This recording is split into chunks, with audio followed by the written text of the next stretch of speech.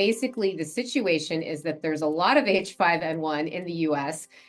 It is being spread to humans via both cows as well as poultry and wild birds.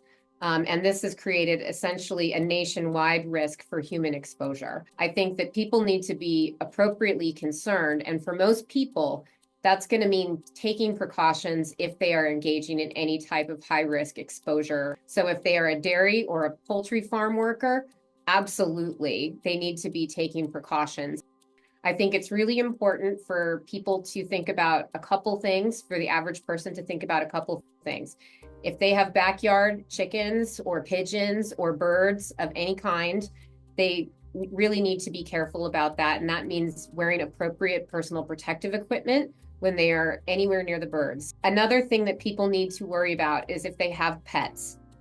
If your pets, your dogs or your cats, are anywhere near a dead bird, a wild bird, you need to be really, really cautious about that. And I would recommend making sure that your pets can't get outside unsupervised.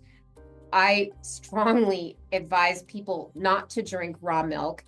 This is not a good way to immunize yourself against H5N1, and it might be a very good way to infect yourself with a massive dose of H5N1 that could lead to severe or fatal disease, and especially in a child. And I would say there's one thing that everybody should be doing, regardless of the H5N1 threat, but it can help, and that is getting your seasonal influenza vaccination.